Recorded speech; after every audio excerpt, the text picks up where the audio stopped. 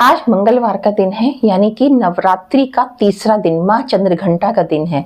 आज आपको हनुमान जी के लिए एक छोटा सा उपाय करना है, छोटी सी एक पूजा करनी है, वो भी सांझ के टाइम पे करनी है और वो भी 8 बजे रात में करेंगे। 8 बजे से पहले मत करिएगा हनुमान जी की पूजा। आपको करना ये है कि हनुमान जी के चरणों में आपको चमेली का तेल लगा देना है, उस पर आपको पीला सिंदूर लगाना है और फिर माथे पे सिंदूर लगाना है, पीले रंग का ही लगेगा। लड्डू का एक लड्डू का भोग लगा दीजिए उनको, चमेली के फूल चढ़ाइए और चमेली के तेल का ही दीपक जलाइए। सामने बैठिए, एक छोटे से गिलास में लोटे में पानी भर के उनके सामने रख दीजिए और फिर हाथ में थोड़ा सा जल लेकर के और ये हाथ में संकल्प लीजिए, हाथ में जल लेके संकल्प कीजिए कि मेरा ये नाम है, मैं यहाँ यहाँ रहती हूँ और मेरा पूरा एड्रेस विद सिटी बोलते हुए मेरी ये समस्या है और मैं सच्चे मन से पूरे विश्वास के साथ आपका ये हनुमान चालीसा का पाठ करने जा रही हूँ या करने जा रहा हूँ और मेरा ये पूर्ण करिए, मेरी मनोकामना पूरी करिए करते हुए जल आपको नीचे छोड़ देना है। उसके बाद आपको क्या करना, एक फूल लेना है, हाथ में याद रखिएगा राइट हैंड में अपने दाहिने हाथ में एक फूल दबा करके ही हनुमान चालीसा पढ़िएगा। अगर वो हो सके चमेली का तो बहुत ही अच्छा है, नहीं तो गेंदे का आप ले लीजिएगा, नहीं तो सफ़ेद वाले जो आजकल आ रहे हैं वो ले लीजिएगा। फिर आपको हनुमान चालीसा की जो किताब होती है ना, उसके पीछे श्री राम स्तुति होती है, तो वो आप पहले आप उसको पढ़िएगा, उसके बाद हनुमान चालीसा का पाठ करिएगा।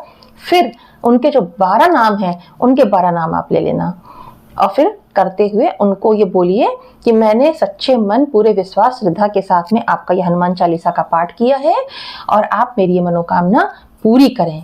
करते हुए आप जो फूल है ना जो आपके हाथ में था, उस फूल को उसमें हल्का सा पीला सिंदूर या तो पहले लगा लीजिएगा, नहीं तो बाद में लगा के उनके चरणों में रख दीजिएगा वो फूल।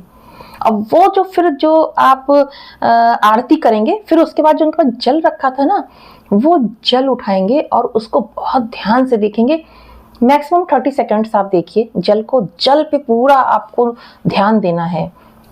जल को ध्यान देते हुए आपकी जो भी विश थी ना, जो जिस वजह से आपने ये पूजा की है, हनुमान चालीसा का पाठ किया है, प्रेजेंट में बोलिए, पानी को देखते हुए बोलना है और फिर उसको खुद पी लेना है। अगर आपके लिए खुद के लिए है तो उसको खुद पी लेना है।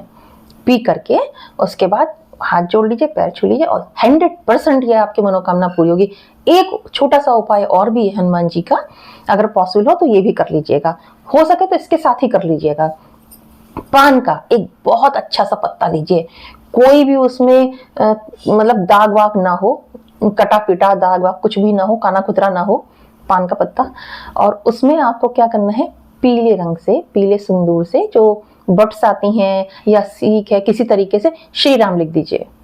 श्री राम लिख करके हनुमान जी के पास उस पान के पत्ते को रख दीजिए। ये उपाय आप उसमें भी कर सकते हैं हनुमान चालीसा के उसमें पढ़ते समय, और नहीं तो आप ये काम मंदिर में भी जाके कर सकते हैं। अच्छा, अगर आप इस पत्ते वाले काम को अगर आप बाद में कर रहे हैं, अलग से कर रहे हैं, तो एक बात का ध्यान रखिएगा कि आपकी जो भी विश है, पहले हाथ में आप पान का पत्ता ले लेंगे, लिख करके, सिंदूर से लिख करके हाथ में आपने पान का पत्ता लिया और उसको ऐसे देखते हुए कि मेरी ये मनोकामना है, हनुमान जी हमारी मनोकामना पूरी करिए, करते हुए ये पान का पत्ता आप उनके चरणों में रख देंगे, समर्पित कर देंगे। फिर पूजा जब आपकी हो जाएगी तो फिर आप उनसे कहेंगे, यदि मेरे पिछले जन्म में या इस जन्म में जो भी पाप अपराध गलतियां की, जाने जाने जिन लोगों को मैंने तकलीफ दी, जिनका दिल दुखाए, मैं उन सभी लोगों से और आपसे क्षमा चाहती हूँ या चाहता हूँ, मेरी मनोकामना ये पूरी कीजिए। बस कहते हुए फिर आपको उठ जाना। ये बहुत छोटा सा उपाय है लेकिन बहुत कारगर और सिद्ध उपाय है, करके देखिएगा।